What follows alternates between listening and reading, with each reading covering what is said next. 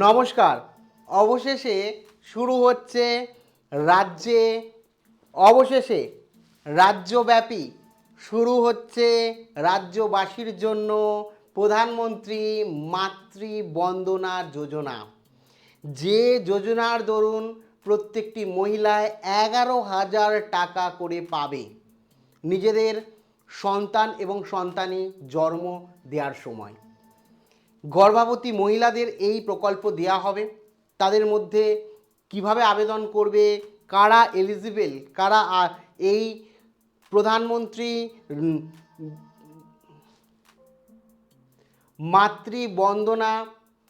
মাতৃবন্দনা যোজনার দরুন 11,000 টাকা পাবে, কিভাবে ধাপে ধাপে এই টাকা পাবে এবং কিভাবে আবেদন করবে, কারা বাদ যাবে, সম্পূর্ণ A to Z প্রধানমন্ত্রী নারী মাতৃবন্দনা প্রকল্প নিয়ে বিস্তারিত তোমাদের সঙ্গে আলোচনা করব। কাজেই ভিডিওটি প্রথম থেকে শুরু করে শেষ পর্যন্ত ওয়াচ করো। তুমি যদি পশ্চিমবঙ্গের বাসিন্দা হয়ে থাকো তাহলে অবশ্যই ভিডিওটি দেখো, ভিডিওটিকে একটি লাইক প্রদান করো। আর আমাদের পরিবারের সদস্য না হয়ে থাকলে যে কালো রঙের সাবস্ক্রাইব বাটনটি দেখতে পাচ্ছ, এই সাবস্ক্রাইব বাটনে ক্লিক করে বেল আইকনে ক্লিক করে অল নোটিফিকেশানে ক্লিক করে রাখো, যাতে সমস্ত তথ্য সবার আগে পেয়ে যেতে পারো। আর সাবস্ক্রাইব করতেও কিন্তু কোনো রকম টাকা লাগে না, সেই কারণে অবশ্যই সাবস্ক্রাইব করে রেখো। তো প্রথমেই এখানে আমরা দেখতে পাচ্ছি যে গর্ভবতী মায়েদের জন্য সরকারের বিশেষ উপহার 5,000 টাকা থেকে 6,000 টাকা সরাসরি আর্থিক সহায়তা। প্রধানমন্ত্রী মাতৃ বন্দনা যোজনা এর দরুন আপনি টোটাল কত 11,000 টাকা সরকারি অনুদান বা সরকারি সুবিধা পেয়ে যেতে পারেন। কারা পাবেন, কিভাবে আবেদন করবেন, কি জানাচ্ছে রাজ্য সরকার, সমস্তটা জানাবো রাজ্য তথা কেন্দ্র সরকার। এবার এখানে বলে রাখি, গর্ভাবস্থায় কাজ হারানোর চিন্তা আর নয়।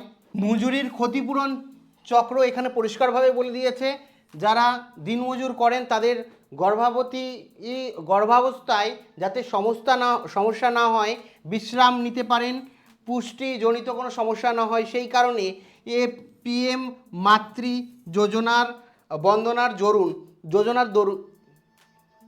PM মাতৃ বন্দনা যোজনার দরুন আপনারা 5,000 টাকার সরকারি সুবিধা পাবেন।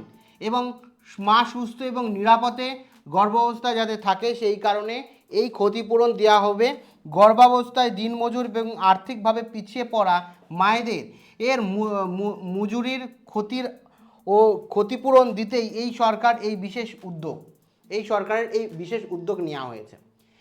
এখানে প্রধানমন্ত্রী মাতৃ যোজনার 3টি মূল উদ্দেশ্য যদি বলি, আর্থিকভাবে নিরাপত্তা, গর্ভাবস্থায় প্রসূতিকালীন সময়ে মায়েদের সরাসরি আর্থিক সহায়তা প্রদান। দ্বিতীয় হচ্ছে স্বাস্থ্য এবং পুষ্টি, মা এবং শিশুর যাতে সঠিক পুষ্টি এবং নিয়মিত স্বাস্থ্য পরীক্ষা এবং সুস্থ মাতৃত্ব নিশ্চিত করা। 3 হচ্ছে পর্যাপ্ত বিশ্রাম, ক্ষতিপূরণ যাতে মা গর্ভাবস্থায় কাজ থেকে পর্যাপ্ত বিশ্রাম নিতে পারেন। মানে এখানে পরিষ্কারভাবে প্রথম বলা হচ্ছে যাতে আর্থিকভাবে যারা পিছিয়ে রয়েছেন তাদেরকে সাহায্য করা হচ্ছে, যাতে সেই টাকাটা দিয়ে আপনি পুষ্টিজনিত খাবার খেতে পারেন এবং বিশ্রাম নিতে পারেন। এবং যারা দিনমজুর আছে, যারা কাজকর্ম করে মাঠে বা কৃষক মহিলা রয়েছেন, তারাও যাতে এই সময় যে বিশ্রাম নিতে পারেন এবং যে সন্তান রয়েছে বা সন্তানই রয়েছে তার আর স্বাস্থ্যের কোনো রকম ক্ষতি না হয় এবং তারা যাতে পর্যাপ্ত পুষ্টি পায়। এই হচ্ছে কিন্তু 3টি লক্ষ্য প্রধানমন্ত্রী মাতৃ বন্দনা যোজনা। খুব ভালো একটা উদ্যোগ। এখানে কত টাকা পাবেন, প্রথম এবং দ্বিতীয় সন্তান দুটোর জন্য। প্রথম সন্তান আর যে কোনো লিঙ্গেরই হোক না কেন সেটা নিয়ে কোনো অসুবিধা নেই, প্রথম সন্তানের জন্য আপনি পাবেন 5,000 টাকা। পুত্র বা কন্যা সন্তান যাই হোক না কেন আপনাকে প্রথম সন্তানের ক্ষেত্রে সাহায্যের জন্য 5,000 টাকা সরকারি অনুদান দেওয়া হবে। এবং দ্বিতীয় সন্তান দ্বিতীয় সন্তান যদি কন্যা হয়ে থাকে তাহলে 6,000 টাকা আরও পাবেন।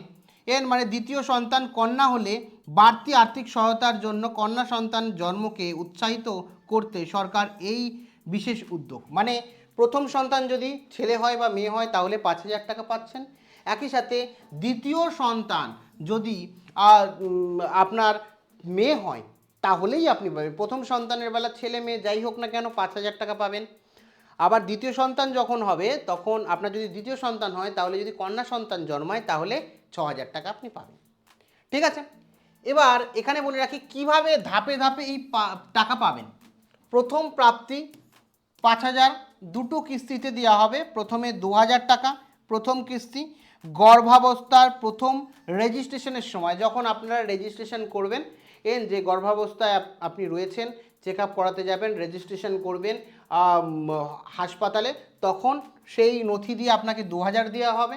এবং তারপরে দ্বিতীয় কিস্তি যখন সন্তান প্রসবের পর, মানে সন্তান জন্ম দেওয়ার পর, তারপরে আপনার হচ্ছে 3,000 টাকা আরও দেওয়া হবে। মানে 2,000 প্লাস 3,000 টোটাল 5,000 টাকা সরকারি অনুদান দেওয়া হবে, দুটো কিস্তিতে আপনাকে দেওয়া হবে। আরেকবার বলে রাখি, যখন রেজিস্ট্রেশন করছেন গর্ভাবস্থায় চেক আপ করাতে যাচ্ছেন, সেই রেজিস্ট্রেশন বা সেই নথি দিয়ে আপনি 2,000 পাবেন সরকারের তরফ থেকে, এবং দ্বিতীয় কিস্তিতে সন্তান জন্ম নেওয়ার পর আপনি 3,000 টাকা আরও পাবেন। ঠিক আছে, এই টোটাল 5,000 টাকা আপনাকে দেওয়া হবে। এবং এখানে সম্পূর্ণ নিরাপদ এবং সরাসরি হস্তান্তর করা হবে, মাঝে কোনো দালাল বা তৃতীয় ব্যক্তি কিন্তু এখানে থাকবে না, পরিষ্কারভাবে সরকারের তরফ থেকে জানিয়ে দেওয়া হয়েছে।